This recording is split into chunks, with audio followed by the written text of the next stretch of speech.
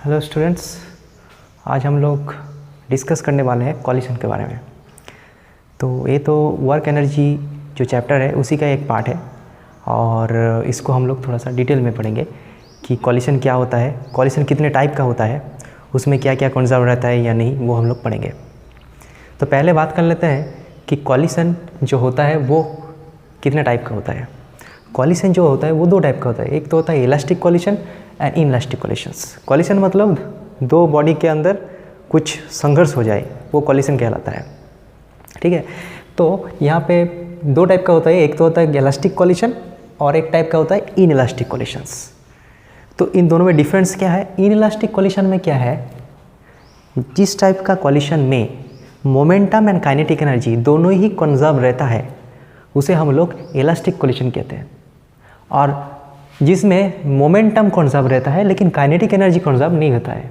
मतलब initial kinetic energy of the system जितना है, कॉलिशन के बाद उसका काइनेटिक एनर्जी उतना नहीं रहेगा, सिस्टम का कुछ बर्बाद हो जाएगा, या फिर हम बोल सकते हैं काइनेटिक एनर्जी कुछ और एनर्जी में कन्वर्ट हो जाएगा। लेकिन जो इलास्टिक कॉलिशन है उसमें क्या होता है, मोमेंटम भी कंजर्व होता है और काइनेटिक एनर्जी भी कंजर्व होता है। मतलब काइनेटिक एनर्जी टोटल जितना था कॉलिशन के बाद भी उतना ही रहेगा, मोमेंटम पहले जितना था पूरा सिस्टम का मोमेंटम के बाद एक ही रहेगा। हालांकि चेंज हो सकता है, इंटरचेंज हो सकता है, दोनों में कॉलिशन हो रहा है तो कुछ इसका कुछ मोमेंटम इसमें जा सकता है, इसका कुछ काइनेटिक एनर्जी इसमें ट्रांसफ़र हो सकता है, इसका घट सकता है, इसका बढ़ सकता है। लेकिन एज ए होल जो सिस्टम है, सिस्टम का जितना मेंबर्स है सबका मोमेंटम मिला के जितना होगा वो इनिशियली फाइनली सेम होगा, और काइनेटिक एनर्जी भी इनिशियली फाइनली सेम होगा। और इस केस में सिर्फ मोमेंटम कंजर्व रहता है, काइनेटिक एनर्जी कंजर्व नहीं रहता है। ठीक है, अब इसको समझने के लिए हम लोग क्या करेंगे, एक डेरिवेशन करेंगे कि जो इलास्टिक कॉलिशन होता है उसमें क्या क्या होता है, मतलब कॉलिशन के बाद उसमें क्या होने वाला है। ठीक है, दोनों पार्टिकल जा रहा है, उस कॉलिशन हुआ, उसके बाद उसका क्या होगा वो हम लोग डिस्कस करने वाले हैं। तो पहले हम लोग क्या करते हैं, इलास्टिक कॉलिशन के बारे में डिस्कस करेंगे, एक डेरिवेशन करेंगे। और जब हम लोग कुछ डेरिवेशन करेंगे या फिर कुछ कैलकुलेशन करेंगे तो उसको मेमोराइज नहीं करना है, हम लोग को समझना है कि हम लोग क्यों कर रहे हैं वो। ठीक है, हम लोग का एम क्या है, ऑब्जेक्टिव क्या है, उसको पहले समझना है, उसके बाद ही डेरिवेशन करना है। तो इलास्टिक कॉलिशन के बारे में हम लोग बात कर रहे हैं। मान लेते कि यहाँ पे एक बॉडी है, इसका मास है m1 और एक बॉडी है इसका मास है m2। इसका वेलोसिटी है u1, इसका वेलोसिटी है u2। एक ही लाइन के अलोंग दोनों जा रहा है, दोनों एक ही लाइन अलोंग जा रहा है, कुछ देर बाद इन दोनों में कॉलिशन होगा। यहाँ पर दिया हुआ है कि u1 ग्रेटर देन u2, दो पार्टिकल्स है जिसका मास अलग अलग है m1 और m2, और दोनों का इनिशियल वेलोसिटी क्या है u1 और u2, दोनों जा रहा है, लेकिन दोनों में से कौन बड़ा है, u1 ज़्यादा बड़ा है u2 से। तो जाहिर सी बात है कि कुछ देर बाद क्या होगा, इन दोनों में कॉलिशन होगा, क्योंकि ये जो पीछे वाला बॉडी है उसका वेलोसिटी ज़्यादा है। तो यहाँ पे क्या होगा, कॉलिशन होगा। यहाँ पे क्या हुआ, कॉलिशन होगा, मतलब एक दूसरे से फोर्स लगाया। उसके बाद क्या होगा, फोर्स लगाने से वेलोसिटी में कुछ बदलाव आ सकता है, हम लोगों को नहीं मालूम, आएगा। उसके बाद क्या हो गया, ये जो पहला बॉडी है मास m1 उसका वेलोसिटी में बदलाव हो गया, वो क्या हो गया, u1 से v1 हो गया, और ए क्या हो गया, v2 हो गया। समझ में आया? इसका इनिशियल वेलोसिटी u1, इसका इनिशियल वेलो u2। कॉलिशन के बाद वेलोसिटी में बदलाव आ भी सकता है, तो इसीलिए हम लोग उसको अलग पकड़ लिया कि इसका फाइनल वेलोसिटी v1 और v2 चेंज हो गया। अब हम लोगों को क्या निकालना, अच्छे से देखना कौन कौन चेंज हम लोग को पता है। m1 m2 पता है, मतलब दिया हुआ है कि एक 5 kg का बॉडी है, एक 3 kg का बॉडी है, एक जा रहा है 10 मीटर पर सेकेंड में, एक जा रहा है 3 मीटर पर सेकेंड में। मतलब m1 m2 u1 u2 are given, इसको याद में रखना है। और यू कैन से नोन, जो वैल्यू हम लोग को मालूम है वो है m1 m2 u1 u2। हम लोग को निकालना क्या है कि अगर ए कॉन्फ़िगरेशन वाला बॉडी को अगर कॉलिशन होता है तो कॉलिशन के बाद क्या होगा वो हम लोग निकालेंगे। कॉलिशन के बाद अगर ये दो बॉडी है, दोनों इतना वेलोसिटी में जा रहा है, इतना मास है, तो कॉलिशन के बाद उसका क्या हल होगा, मतलब कॉलिशन के बाद उसका वेलोसिटी में क्या बदलाव आएगा वो हम लोग निकालने वाले हैं। हम लोग क्या निकालने वाले हैं, अननोन क्या है, जैसे कि हम लोग एक्स और वाई निकालते हैं अननोन, और बाकी सब कांस्टेंट रहता है 3 4 5, ये सब कांस्टेंट है, वो हम लोगों को पता है। यहाँ पे वेरिएबल्स कौन सा है जो हम लोग कैलकुलेट करने वाले हैं, v1 और v2। कॉलिशन के बाद उसका वेलोसिटी क्या होगा वो हम लोग कैलकुलेट करने वाले हैं, ठीक है। In terms of this known things, हम लोग अननोन चीज़ को कैलकुलेट करना चाहते हैं इन चीज़ों को यूज़ करके, ठीक है। मतलब हम लोग को निकालना है कि v1 इक्वल्स टू क्या होगा और v2 इक्वल्स टू क्या होगा। तो यहाँ पे क्या करना पड़ेगा, देखो वेरिएबल कितना है, 2 है, तो 2 वेरिएबल है तो कितना इक्वेशन चाहिए सॉल्व करने के लिए, एटलीस्ट 2 इक्वेशन चाहिए। तो पहले हम लोग को क्या करते हैं, ये इलास्टिक कॉलिशन है तो हम लोग मोमेंटम कंजर्वेशन लगा सकते हैं। मोमेंटम कंजर्वेशन क्या बोलते हैं, मोमेंटम कंजर्वेशन,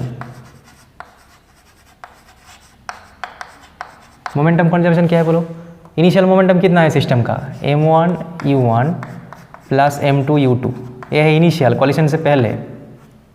कॉलिशन के बाद क्या हुआ, चेंज हो गया, m1 v1 plus m2 v2, equation number 1 दे देते हैं। यहाँ पे x और y कौन है याद रखना, a है x, a है y, बाकी सब पता है हम लोगों को। इस इक्वेशन को थोड़ा सा कॉम्प्लेक्स लग रहा है, लेकिन अगर रियल लाइफ में देखो तो इसका इक्वेशन कैसे बनेगा, 7v1 plus 8v2 is equals to 30, ऐसा कुछ बन सकता है। ये सब नंबर है, ये नंबर, ये दोनों वेरिएबल्स है, ठीक है। इसको थोड़ा सा मॉडिफाई कर सकते हैं, क्या कर सकते हैं, थोड़ा सा m1 को कॉमन ले लेंगे तो इसको इधर लाएंगे तो u1 माइनस v1 होगा, और m2 को कॉमन ले लेंगे तो v2 माइनस u2 होगा। इक्वेशन नंबर 1 ही है, इसको थोड़ा सा मॉडिफाई किया। देखो सॉल्व हम लोग ये चीज़ को करेंगे, इसको रख दिया, बाद में काम आएगा। और क्या इक्वेशन है, और एक इक्वेशन है काइनेटिक एनर्जी कंजर्वेशन, क्योंकि ए इलास्टिक कॉलिशन है सो काइनेटिक एनर्जी कंजर्वेशन हम लगा सकते हैं। तो क्या होगा, half m1 u1 square plus half m2 u2 square, ठीक से देखना, half m1 v1 square plus half m2 v2 square. हम initial kinetic energy of the system is equal to final kinetic energy of the system. अब देखो ये तो quadratic equation है, इसमें अननोन कितना है, v1 और v2, ये सब नोन है। तो ये स्क्वायर जब टर्म रहता है ना, उसको सॉल्व करने के लिए थोड़ा सा क्या होता है, दिक्कत होता है। क्या होता है, दिक्कत। तो उसके लिए क्या करना पड़ेगा, देखो हाफ तो सब कैंसिल आउट हो जाएगा, हम लोग m1 कॉमन ले लेते हैं और इसको इधर लाए थे, तो u1 square minus v1 square हो जाएगा, और इसमें दाएं तरफ क्या हो जाएगा, v2 स्क्वायर माइनस इसको इधर लाए थे इतना। ये इक्वेशन नंबर क्या है, इक्वेशन नंबर 2 है। आप देखो एक इक्वेशन तो मेरे पास है, लीनियर इक्वेशन, सिंपल इक्वेशन, और एक सिंपल इक्वेशन चाहिए। ये सिंपल इक्वेशन नहीं है, वेरिएबल तो दोनों है, तो इसको सिंपल बनाने के लिए हम लोग क्या करेंगे, 2 को 1 देके डिवाइड लगा देंगे। क्या करेंगे, डिवाइडिंग 2 बाई 1, तो क्या आएगा बोलो, यहाँ पे बाएं तरफ देखो, इसको अगर इससे डिवाइड करेंगे तो m1 कट जाएगा, तो ये क्या है बोलो, u1 square minus v1 square. इसको हम लोग क्या लिख सकते हैं, u1 plus v1 plus u1 minus v1, a plus v into a minus v। तो यहाँ पे a माइनस v कट जाएगा, तो क्या रहेगा, u1 plus v1 is equals to v2 plus u2। तो एक सिंपल इक्वेशन में आ गया है। इसको थोड़ा सा सिंप्लीफाई कर लेते हैं, एक काम करते हैं, जो वेरिएबल्स है उसको बाएं तरफ रखते हैं, तो v1 minus v2 is equals to u2 minus u1। ये इक्वेशन नंबर हो गया 3। तो हम लोग को क्या सॉल्व करना है, ये जो नंबर 1 इक्वेशन है लीनियर इक्वेशन है, और नंबर 3 दोनों को सॉल्व करना है। देखो ए वेरी ए एक्स है, ए वाई है, यहाँ पे x है, यहाँ पे y है, बाकी सब नंबर है। हालांकि यहाँ पे m1 m2 दिख रहा है कॉम्प्लेक्स, वो कॉम्प्लेक्स नहीं है, नंबर है, वो तो गिवन है, इसको तो हम लोग को पता है। हम लोग ए कैलकुलेट करना चाहते हैं। अब देखो इसको कैसे सॉल्व करेंगे, जैसे कि हम लोग एक सॉल्व करते हैं, 7x plus 2y is equal to 8 और x plus y equal to 10। तो कैसे सॉल्व करते हैं, इसको 7 देके मल्टीप्लाई करते हैं, तभी जाके उसको कैंसिल आउट होता है, एलिमिनेशन मेथड। तो यहाँ पे क्या करेंगे, देखो ये चीज़ यहाँ पे उल्टा करके लिखना चाहिए था, ठीक है कोई बात नहीं। तो m1 v1 है, यहाँ पे m1 मल्टीपल है, यहाँ पे कितना है, m1 मल्टीपल होना चाहिए कि नहीं। और हम लोग क्या काम, यहाँ पे m2 v2 है, तो यहाँ पे m2 देके मल्टीप्लाई कर सकते हैं। तो हम लोग क्या कर सकते हैं, इसको m2 देके मल्टीप्लाई कर देते हैं और दोनों को ऐड कर देते हैं। अब इक्वेशन नंबर 1 से क्या आएगा, देखो इक्वेशन नंबर 1 से क्या आएगा, देखो m1 v1 दाएं तरफ आगे लेते हैं ना, वेरिएबल है m2 v2 is equal to m1 u1 m2 u2, और इसको हम लोग m2 दे के मल्टीप्लाई कर रहे हैं, तो m2 v1, तो m2 v1 minus m2 v2, सब m2 दे के मल्टीप्लाई हो जाएगा, m2 u2 minus m1 u1 m2 u1। अब इसको क्या करना है, ऑपोजिट साइन नहीं लगाना है, ऑपोजिट साइन ऑलरेडी है तो इसको कट जाएगा। बाएं तरफ क्या आ गया, m1 plus m2 into v1, दाएं तरफ क्या आ जाएगा, m1 minus m2 into u1 plus 2m2 u2। तो अल्टीमेटली v1 निकल गया, v1 क्या हो जाएगा, m1 minus m2 by m1 plus m2 into u1 plus 2m2 by m1 plus m2 into u2। समझ में आया कि नहीं आया? ये हो गया, किसका फॉर्मूला हो गया, ये हम लोग को v1 का फॉर्मूला निकल गया। यहाँ से ठीक से लेना है, 2 था ये 1 था। समझ में आया? अब हम लोग क्या कर सकते हैं कि दो बॉडी का कॉलिशन हो रहा है, तो कॉलिशन के बाद पहला बॉडी का क्या वेलोसिटी होगा वो हम लोग यहाँ से निकाल सकते हैं, क्योंकि हम लोग को m1 m2 u1 सब कुछ पता है, यहाँ पे बैठा देख सकते हैं। देखिए ये सब नंबर है, जो पता है उस नंबर है, वो कॉम्प्लेक्स चीज़ नहीं है। ये अननोन है, इसको निकाल रहे हैं, तो v1 निकल गया, ठीक है। अब v2 निकालना है, v2 कैसे निकल सकते हैं, v2 हम लोग इजीली निकल सकते हैं। क्या करते हैं हम लोग, एक वेरिएबल का वैल्यू कोई भी एक इक्वेशन में डाल देते हैं। तो हम लोग क्या कर सकते हैं, ये जो वैल्यू है, putting the value of v1 in any equations 3 और 1 में, तो 3 में बैठाएंगे या फिर 1 में बैठा सकते हैं। तो 1 में बैठाने से कोई फ़ायदा नहीं, क्योंकि बड़ा इक्वेशन है, ये सिंपल है, इसको पहले बैठाते हैं। तो यहाँ पे देखो ये वैल्यू है, यहाँ पे बैठा देता है v1 का, तो यहाँ पे v1 का वैल्यू जो है क्या हो जाएगा, देखो m1 माइनस m2। देखो इसको एक काम करना, मैं इसको कर नहीं रहा हूँ, घर में कर लेना, इसमें टाइम बर्बाद हो जाएगा। ये क्या हो जाएगा, twice m1 by m1 plus m2 into u1 minus m1 minus m2 by m1 plus m2 into u2। ये आ जाएगा v2 का फॉर्मूला। इसको कर सकते हो घर में, ज़्यादा कुछ दिक्कत की बात नहीं। ये वैल्यू यहाँ पे बैठा देना है, u1 u2 सब कॉमन लेना है, तो v2 का वैल्यू निकल जाएगा, ठीक है। तो v1 क्या है, m1 minus m2 by m1 plus m2 into u1, 2m2 by m1 plus m2 into u2। यहाँ पे क्या है, 2m1 by m1 plus m2 into u1 minus m1 minus m2 by m1 plus m2 into u2। तो ये निकल गया दो formula, v1 और v2 का फार्मूला निकल गया। अगर हम लोग को सब पता है तो हम लोग यहाँ पे बैठा के और यहाँ पे बैठा के उसका फाइनल वेलोसिटी क्या होगा वो हम लोग इजीली निकाल सकते हैं, ठीक है। इस कैलकुलेशन का स्नैपशॉट ले लो, उसके बाद हम लोग कुछ स्पेशल केस के बारे में डिस्कस करेंगे। अब हम लोग क्या करेंगे, 3 स्पेशल केस के बारे में बात करेंगे। जो फार्मूला हम लोग डिराइव किए वो यहाँ पे हम लोग लिख दें, और एक कंडीशन में फाइनल वेलोसिटी का फार्मूला ये है।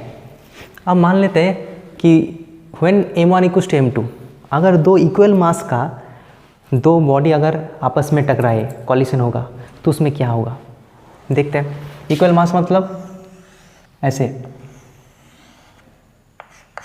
मतलब दोनों का मास क्या है, सेम है, मतलब m1 बराबर m2 बराबर m। दोनों को अलग नाम नहीं दे के हम लोग क्या देख सकते, सिर्फ m, दोनों आइडेंटिकल है।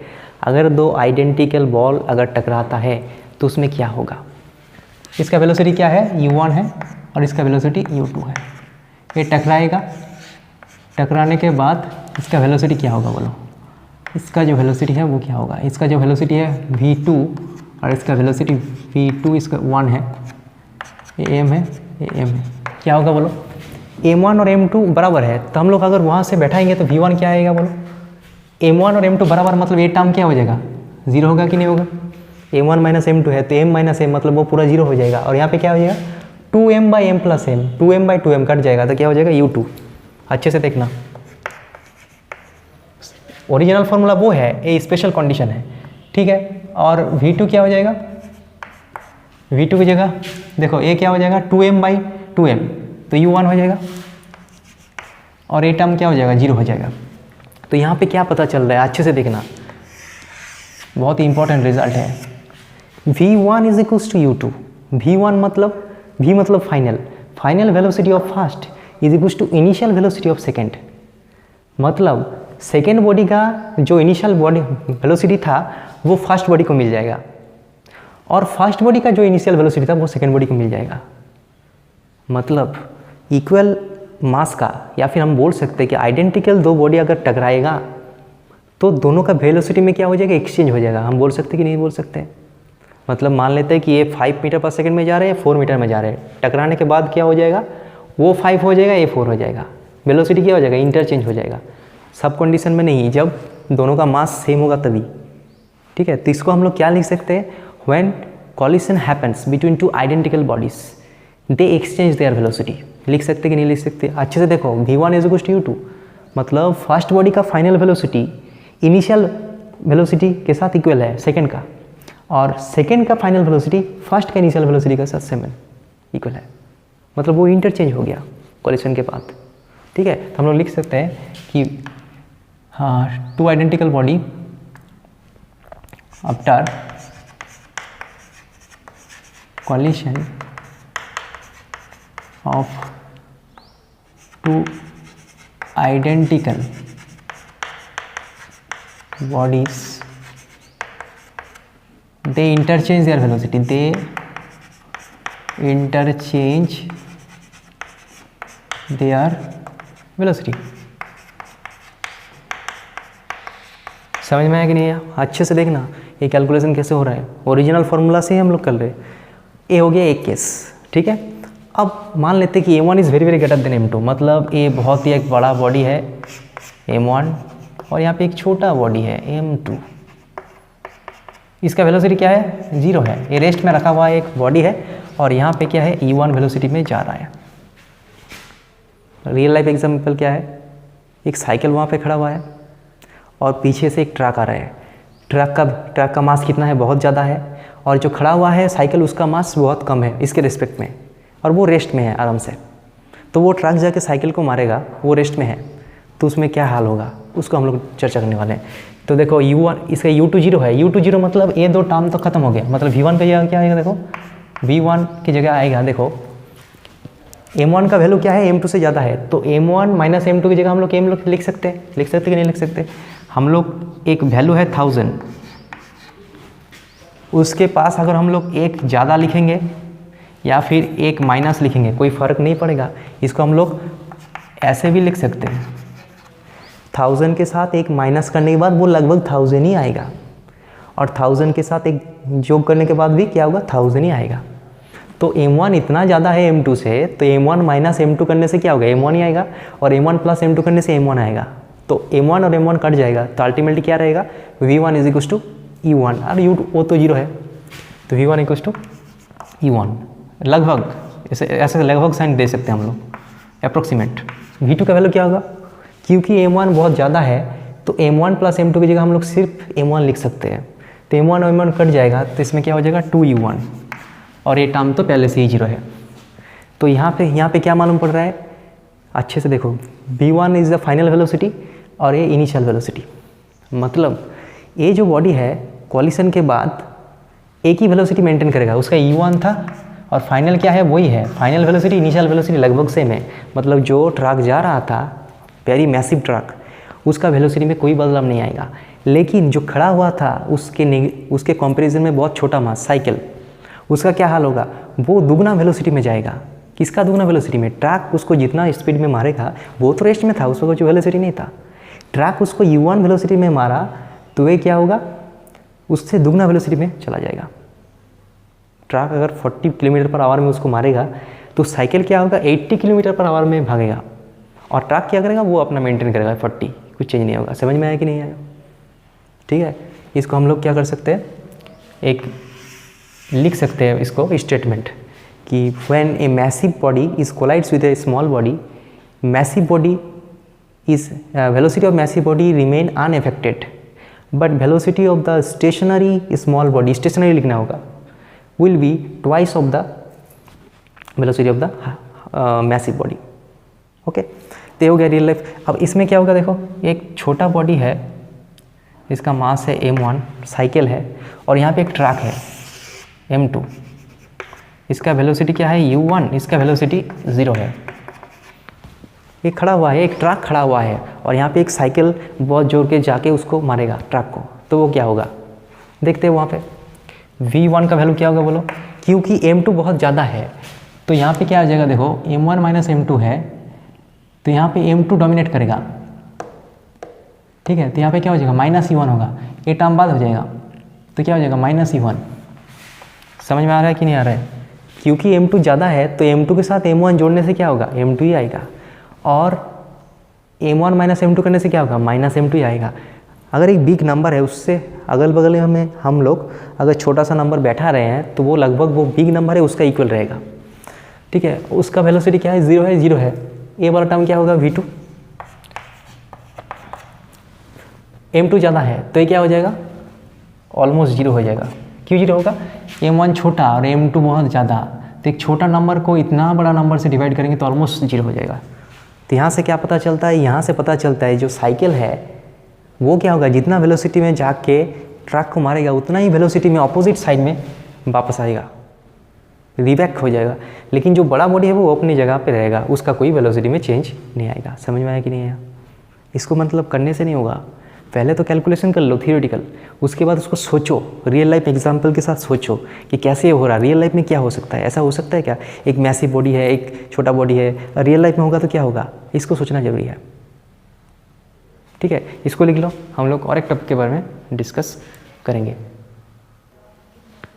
अब हम लोग एक नया चीज़ के बारे में जानेंगे जिसका नाम है कोएफिशिएंट ऑफ रेस्टिट्यूशंस, ठीक है।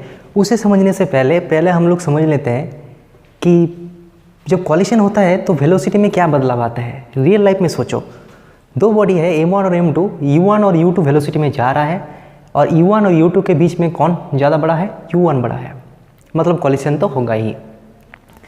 जब कॉलिशन होगा, ये मतलब जोर से जा रहा है धीरे जा रहा है तो कॉलिशन होगा।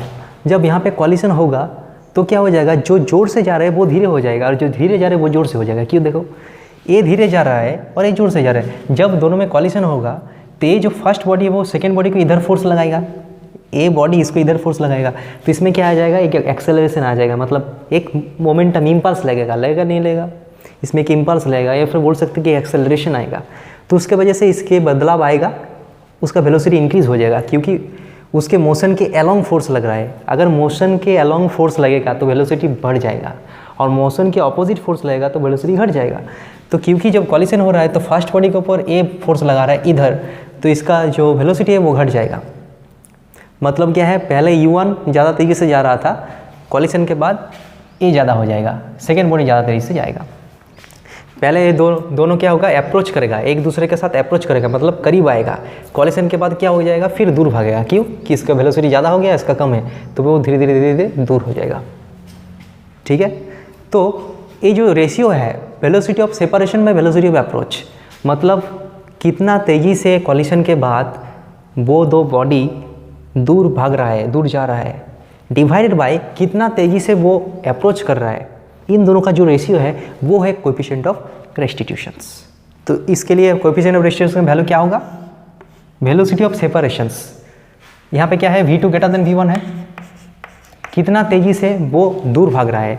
ये भाग रहा है 10 मीटर पर सेकेंड में, ये भाग रहा है 30 मीटर पर सेकेंड में। तो इफेक्टिवली उन दोनों के बीच में सेपरेशन कितना हो रहा है, मतलब कितना जल्दी हो रहा है, रिलेटिव वेलोसिटी कितना है उन दोनों के बीच में, 20 है, ठीक है। कितना वेलोसिटी में वो एक दूसरे के साथ दूर भाग रहा है, तो वो है 20। तो कैसे लिख सकते हैं हम लोग, v2 माइनस v1, ठीक है। अगर एक वेलोसिटी में जाता तो दोनों में बीच का जो गैप है वो नहीं बढ़ता, इसका मतलब है दोनों का बीच में जो गैप है वो कितना तेज़ी से बढ़ रहा है, तो वो क्या होगा, v2 माइनस v1 होगा। और कितना तेज़ी से इन दो क्लोज आ रहा है वो क्या हो जाएगा, u1 माइनस u2, क्योंकि इनिशियल कंडीशन में ये ज़्यादा था और फाइनल कंडीशन में इससे ज़्यादा हो गया। समझ में आ गया। तो ये जो होता है ई का वैल्यू से ही डिटरमाइन होता है कि एक कॉलिशन इलास्टिक है कि इनइलास्टिक है। समझ में आ रहा है। तो ई का वैल्यू क्या होता है, फॉर, इसको नोट कर लो, इलास्टिक कॉलिशन ई का वैल्यू होता है 1। फॉर इनइलास्टिक कॉलिशन में ई का वैल्यू होता है 0 और पार्शियल इलास्टिक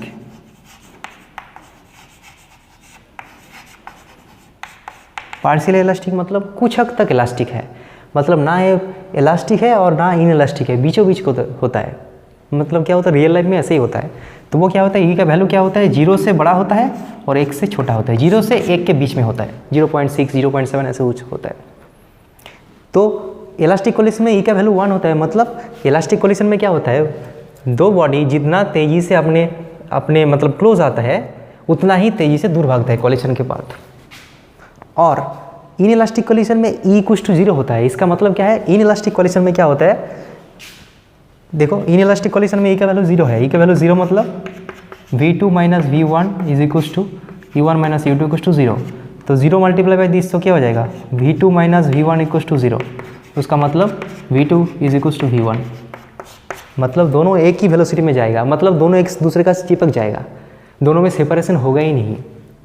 जितना तेज़ी से आ रहा है उतना ही तेज़ी से सेपरेशन अगर होता है तो उसको हम लोग क्या कहते हैं, इलास्टिक कोलिशन। और ई का वैल्यू क्या होगा, 1। और कोलिशन के बाद अगर सेपरेशन नहीं होगा मतलब दोनों चिपक जाएगा, तो उस टाइप का कोलिशन को हम लोग क्या करेंगे, इन इलास्टिक कोलिशन। एग्जांपल, ऐसे एक बॉडी है, ऐसे एक बॉडी है, कोलिशन के बाद क्या हो गया, दोनों बॉडी मिला के एक बॉडी बन गया, मतलब दोनों में सेपरेशन हुआ ही नहीं, चिपक गया। ठीक है, दोनों स्टिक हो गया, तो सेपरेशन हुआ ही नहीं, इसीलिए ऊपर का टर्म कितना है, 0 है। मतलब दोनों का वेलोसिटी क्या है, सेम है, दोनों चिपक गया, मतलब दोनों एक ही वेलोसिटी में जा रहा है, दोनों अलग हो ही नहीं रहा है। तो ए टर्म क्या हो जाएगा, 0, और ई का वैल्यू क्या हो जाएगा, 0। और जो मोस्ट ऑफ द केस में होता है पार्शियल इलास्टिक केस में, वो 0 और 1 के बीच में होता है। मतलब क्या होता है, मतलब सेपरेशन तो होता है लेकिन उतना जल्दी से सेपरेशन नहीं होता है। मतलब क्या होता है, पार्शियल इलास्टिक के लिए क्या होता है, ई लेस देन 1 होता है। मतलब जो v2 माइनस v1 है वो less than u1 minus u2 है। मतलब जितना तेज़ी से वो अपने दो बॉडी अपने क्लोज आ रहा था, कोलिशन के बाद उतना तेज़ी से दूर नहीं भाग रहा है, मतलब उसमें वेलोसिटी में कुछ चेंज आ गया है पार्शियल इलास्टिक में। समझ में आ गया। तो जो कोलिशन है वो डिपेंड करता है ई का वैल्यू के ऊपर, कि ई का वैल्यू क्या हो रहा है, उसी हम लोग पता चलता है कि वो क्या इलास्टिक है कि नहीं है। अगर ई का वैल्यू 1 है तो वो हम लोग पता चल गया वो इलास्टिक कोलिशन में है, वहाँ पे हम लोग काइनेटिक एनर्जी और मोमेंटम दोनों को ही कंजर्व करके लगा सकते हैं। अगर ई का वैल्यू 0 है तो वहाँ पे सिर्फ हम लोग मोमेंटम कंजर्व कर सकते हैं, काइनेटिक एनर्जी कंजर्व नहीं कर सकते, वो इन इलास्टिक कोलिशन। और पार्शियल इलास्टिक में क्या कर सकते हैं, उसमें भी हम लोग मोमेंटम कंजर्वेशन लगा सकते हैं, लेकिन एनर्जी कंजर्वेशन नहीं लगा सकते। समझ में आ गया। मोमेंटम कंजर्वेशन तीनों के लिए वैलिड है, हर वक्त लगेगा, लेकिन काइनेटिक एनर्जी सिर्फ इसके लिए लगेगा, बाकी दो के लिए नहीं लगेगा। समझ में आ गया। अब इसको अच्छे से समझना होगा और उसके बाद क्या करना होगा, 2-4 प्रॉब्लम भी सॉल्व करना होगा, तभी जाके ये कुछ क्लियर हो पाएगा। ठीक है, यहाँ से हम लोग क्या करते हैं, एक प्रॉब्लम भी सॉल्व करते हैं, तो कुछ हद तक कॉन्सेप्ट और क्लियर हो पाएगा। 2 body of mass 2 kg and 5 kg moving towards each others with velocities 10 metre per second and 20 metre per second. दोनों बॉडी है, इसका मास कितना है, 2 kg है, और यहाँ पे एक मास है जिसका है 5 kg, और वो इधर जा रहा है मूविंग टुवर्ड्स ईच अदर्स, तो वो इधर जा रहा है कितना, 10 मीटर पर सेकंड में, और वो इधर जा रहा है 20 मीटर पर सेकंड में। तो कॉलिशन होगा, उसके बाद उन दोनों का वेलोसिटी क्या होगा वो निकालना है, v1 और v2 का वैल्यू निकालना है। तो यहाँ पे क्योंकि वो एक ही डायरेक्शन में नहीं जा रहे, एक इधर जा रहे, एक इधर जा रहे, तो हम लोग एक काम करते हैं, एक एक्सिस ले लेता है, तो इधर जाने वाला चीज़ को पॉजिटिव, इधर को हम लोग नेगेटिव मानेंगे, क्योंकि हम लोग वेलोसिटी से काम कर रहे हैं ना, तो डायरेक्शन बहुत इंपॉर्टेंट है। तो यहाँ पे देख लो, हम लोग क्या करते हैं, लिख लेते हैं कि m1 का वैल्यू क्या है, 2 kg, m2 का वैल्यू क्या है, 5 kg, u1 का value, initial velocity of first body क्या है, 10 मीटर पर सेकेंड, u2 क्या है, -20 मीटर पर सेकेंड। इसको समझना जरूरी है, क्योंकि वो इधर है, उसको माइनस लेना होगा। ठीक है, अब जाके हम लोग लगा पाएंगे फॉर्मूला, क्या है, v1 क्या होगा, फाइनल वेलोसिटी जो इसका होगा वो क्या होता है, m1 माइनस m2, जो फॉर्मूला हम लोग डिराइव किए थे पिछले चैप्टर में, इंटू u1। अच्छा, इसमें क्या था, m1 minus m2 by m1 plus m2 into u1, twice m2 by m1 plus m2 into u2, ऐसा कुछ था। तो इसको हम लोग यहाँ पे बैठाएंगे तो क्या हो जाएगा, m1 माइनस m2, m1 क्या है, 2 माइनस 5, सो -3, यहाँ पे क्या हो जाएगा, 2 + 5 7, u1 का मतलब क्या है, 10, प्लस 2m2 मतलब 10, यहाँ पे होगा 7 और U2 का मतलब क्या होगा -20। तो इसको करना पड़ेगा। यहाँ से देखो -10/7 कॉमन लाया जा सकता है, यहाँ पे हो जाएगा 3 + 10, समझ में आ रहा है। सो हो जाएगा -130/7 मीटर/सेकेंड। कुछ इसका वैल्यू होगा, उसको हम लोग नहीं देख रहे, हम लोग सिर्फ कैसे लगा रहे हैं वो इंपॉर्टेंट है। तो हो गया फाइनल वेलोसिटी। और फाइनल वेलोसिटी इसका क्या होगा, वो नेगेटिव साइड में होगा, मतलब इधर होगा, वो नेगेटिव साइड में पता चलता है, उसका वैल्यू भी हम लोग मालूम चल गया। अब जो सेकंड है उसका भी लगा सकते हैं, V2 का वैल्यू कैलकुलेट कर सकते हैं। कैसे कैलकुलेट किया जा सकते हैं, 2m1/m1 + m2 into U1 -m1 - m2/m1 + m2 into U2। ये फॉर्मूला हम लगा सकते हैं। 2m1 मतलब 2 × 2, सो हो जाएगा 4, यहाँ पे हो जाएगा 7, U1 का मतलब क्या हो जाएगा 10, m1 - m2 क्या होगा -3, m1 + m2 7 इंटू U2 मतलब क्या -20, यहाँ पे 3 माइनस हो गया तो अल्टीमेटली माइनस ही रहेगा। सो यहाँ पे हम लोग 10/7 कॉमन ले सकते हैं, तो यहाँ पे आ जाएगा 4 और यहाँ पे माइनस होगा, माइनस सो माइनस ही रहेगा। यहाँ पे 10 लिया तो 6 रहेगा, सो क्या हो जाएगा -20/7। ये भी इधर भी होगा और उसका वैल्यू क्या होगा, लगभग 3 मीटर/सेकेंड होगा, मीटर/सेकेंड होगा। और उसका साइड क्या होगा, नेगेटिव साइड में होगा। नेगेटिव साइड मतलब फाइनल वेलोसिटी का वैल्यू निकल गया, नेगेटिव साइड मतलब इधर होगा। ठीक है, ये जो जा रहा है दो ऐसे, जब कॉलिशन होगा तो दोनों ही बॉडी इधर जाएगा, ये भी जाएगा इधर जाएगा। ठीक है, उसको हम लोग मतलब पहले से नहीं बोल सकते, उसको कैलकुलेशन के बाद ही हम लोग बोल सकते हैं कि इधर इसका वेलोसिटी होगा और उसका वैल्यू इतना होगा।